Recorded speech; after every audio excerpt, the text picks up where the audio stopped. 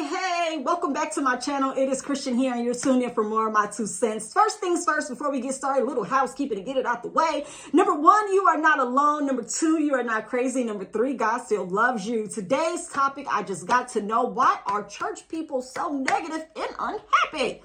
I mean, just so disgruntled. Don't make no sense. I thought that God was love and happiness and peace and joy and all of that.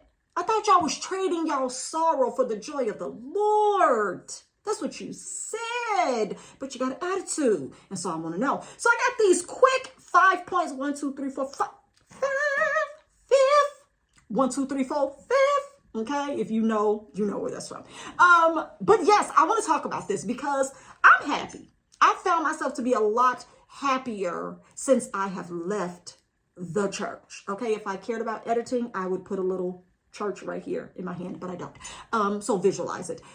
But yes, the unhappiness that exudes from a lot of people who go to church religiously is sad. And so I just want to point out some things that used to have me unhappy. Okay, I'm using myself, and I have some examples that I will share with you guys on why I feel like I was unhappy and negative when I was in church. And I think that this may be why some of you are unhappy and you keep going for the joy of the Lord. Okay. Number 1,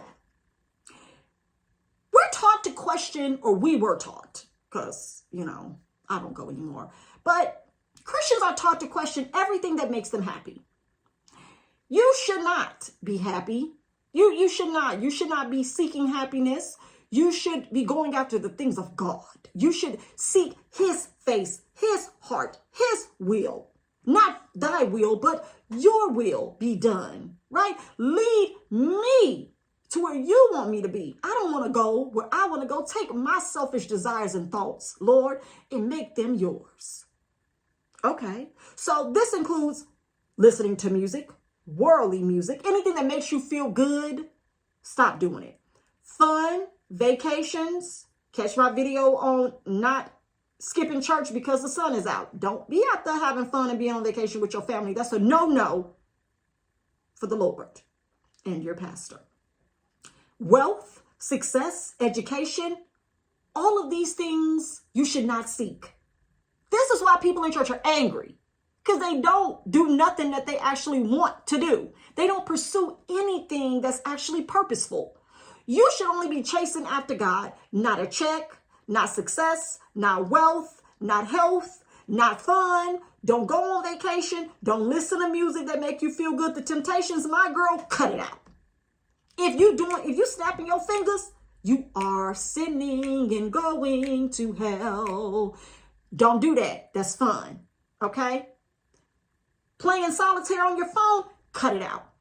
That's fun. You look happy. Go sit down. They don't like that.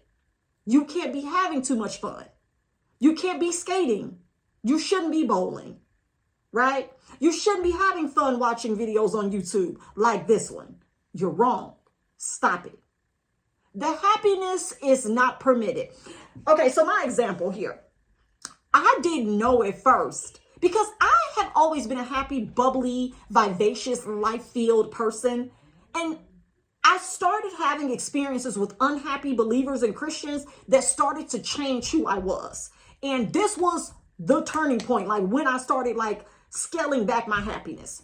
So I was really happy. I used to enjoy my life and myself, and I would get dressed up. I worked when we were in radio, actually. This is a specific example. When we first started working in radio, and I've said this before, I would wear bright colors. I would have bright pink blazers with a black dress on with shoes that matched the blazer. So I remember, I'm thinking of this outfit specifically because this is the day that it happened. I had on this bright pink blazer, and I had on this black dress underneath it, and I had on these nice pumps. I don't wear nothing less than 4 inches in heels, always, every day. Don't need to be Sunday, and I don't need to be going to the club. I love heels. Love heels. And so, stilettos, to be exact. And I had a pair of stilettos on at work when there were women who did not even have on a 0.5 inch sandal. So I stuck out like a sore thumb.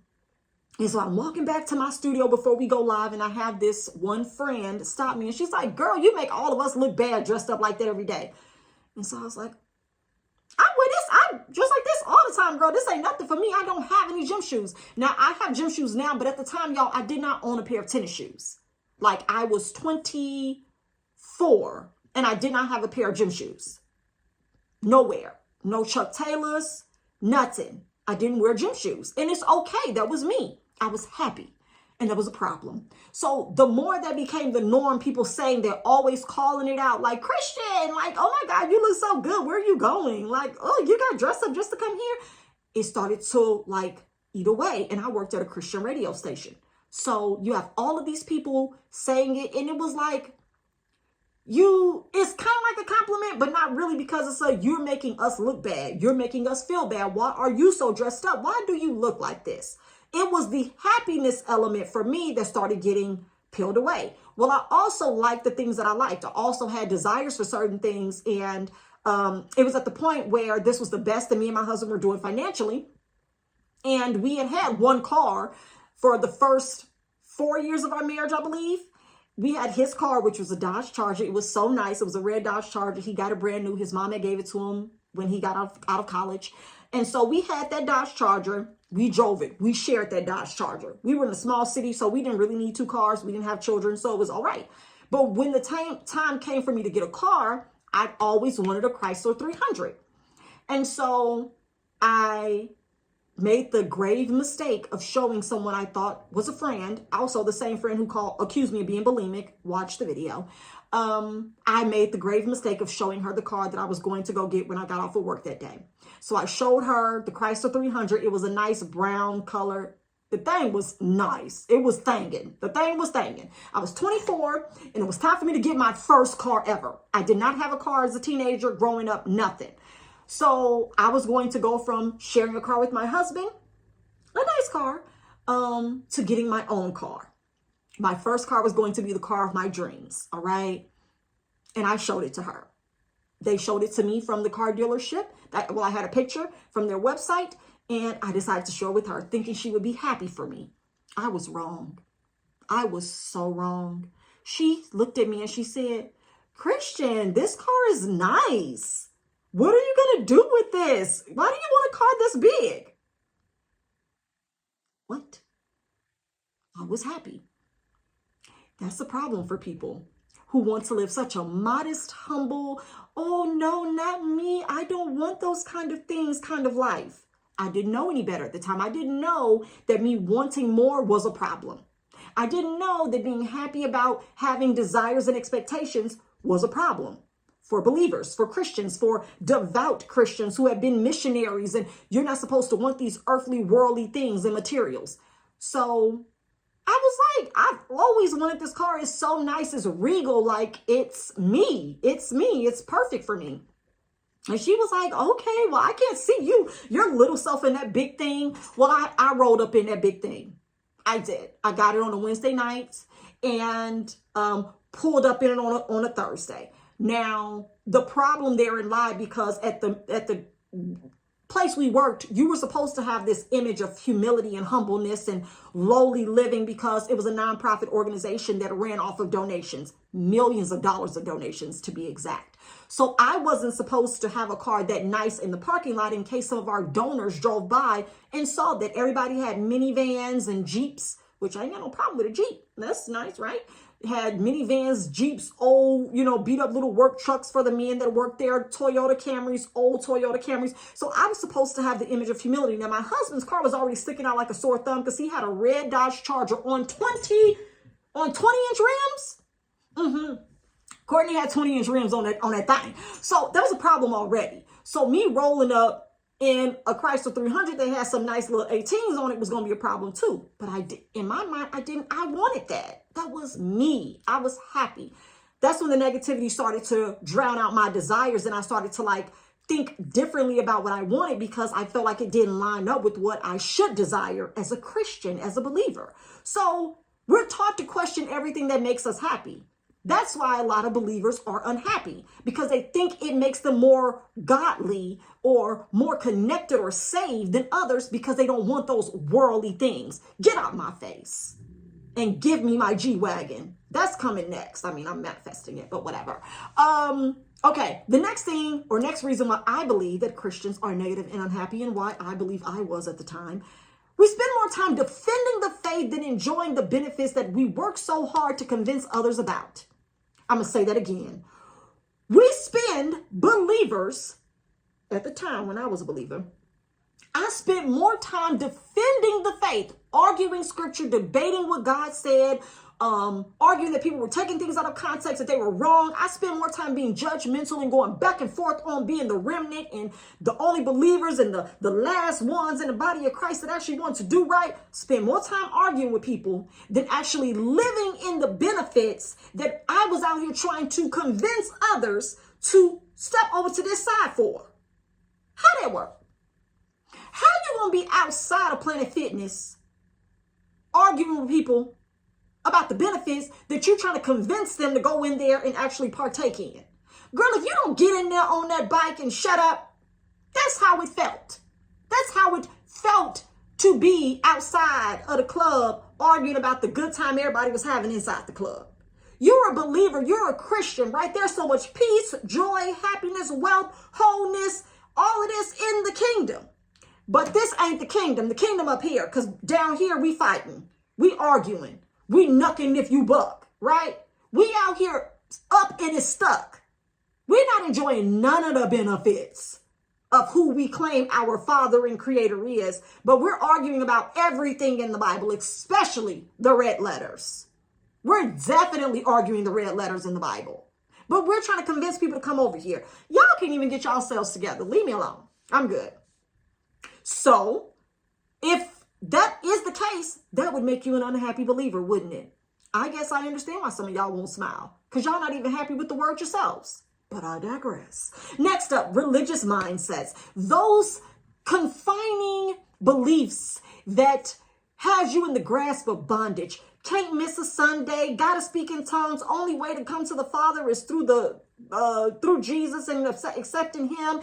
Not missing no days of church and always being there for shut in. And oh my goodness, that's another video. Being abused and having to sleep underneath pews all night. Oh, what has happened? Religious mindsets. It's the bondage. You can't be happy because you're bound to your belief system. There's no freedom there. There is no joy. There's no benefits. Everybody talk about joy unspeakable and all of these, this power and this greatness, but y'all aren't living in it. You all aren't flourishing in it. I see happier atheists than I do Christians. And y'all would say they're happy because they're sinning. No, they're happy because they're living. You are waiting to live till you get to heaven. And these people are living and having heaven on earth.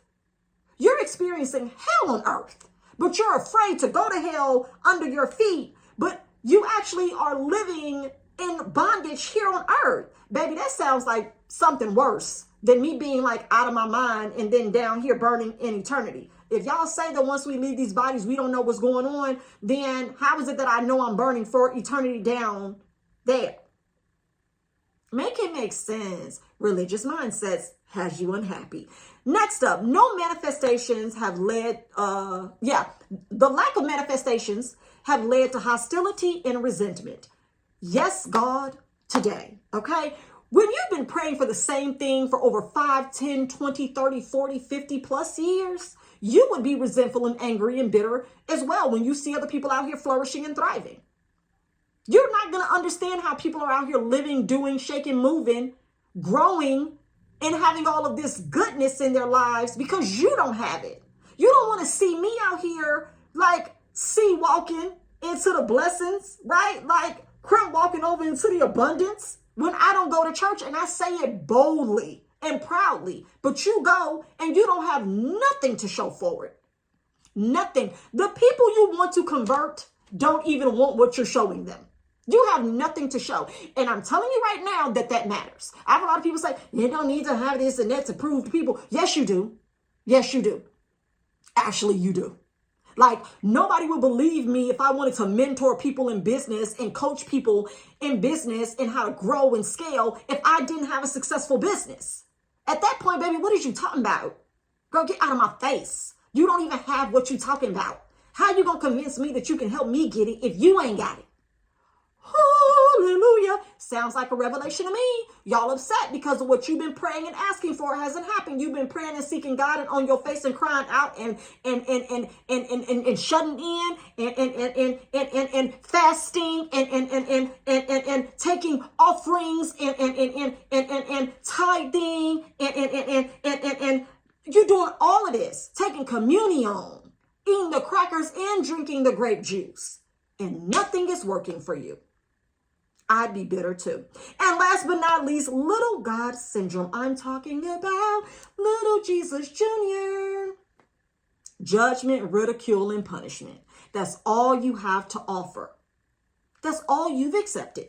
That's all you've accepted in your benefits package. Can you imagine getting coming on your first day of work and no, do y'all want that? I'm gonna use my little paycheck statement, child, from my payroll processing company.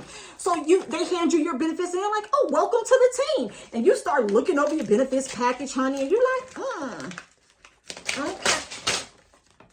Open a real life mail in front of y'all. You're looking over your benefits package like, okay, so I get some judgment, strife, ridicule, what?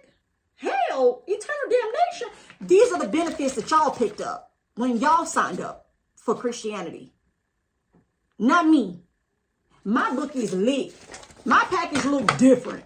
Okay? My package is looking different. I don't know. Okay, well, let's use one of my certifications and my awards, right? So, oh, look at you. Okay, this is what the new benefits look like. Y'all over here on little Jesus Christ Jr. syndrome. Stop it. We don't need that. Go take your benefits back. Go get one of these. It's okay. It's okay to glow up, grow up, learn more, be excited, express yourself, flourish and thrive in these streets. It's all right to do that, but you haven't been told that. You're supposed to crucify your flesh daily. Child, I'm not doing that. I'm not about to be out here sad, depressed, angry, judging folks, sending folks to hell. I don't even know if it's real. I'm not going to be doing that. That's not my job. It's not yours either. But you've taken it on so boldly, like you get some kind of Girl Scout or Boy Scout pins or something on your chest. If you don't go get you another little pin for your Crocs and go sit down, a little Croc jewel, whatever that thing is, you put in little holes in the Croc. That's the closest you're getting to an award at this point for whatever you're doing. Stop living in misery. Choose happiness. That's it. That's all. If you claim you so happy in Jesus and you got this new lease on life once you chose Christ, why are you so upset about my life and what I'm doing and how I'm moving and how I'm flourishing and thriving and how grace is just abounding mightily in my life and favor is coming over me and I'm abundant? Sounds like a problem. Sounds disingenuous. So these are just some of the reasons why I think people are unhappy and they're negative if they go to church. And some of you all may want to think about that. Dang, have I really traded in my happiness for sorrow? Have I really been bound to my belief system? Does this really serve me? Do I really enjoy being a Christian? I'm not saying don't be a Christian. I'm just saying change your Christianity package. That's it. That's all. That's my 2 cents on the topic. Hopefully you guys have enjoyed it. If there's something that you have a question about, or maybe you feel like you had to trade in your sorrow for joy in being a believer, or that's why you stopped being a believer because you weren't getting any good benefits, then drop down in the comment section and let me know. Don't forget to like, share, comment, and subscribe on this video. I have enjoyed sharing my 2 cents, and make sure you come back for more. Bye.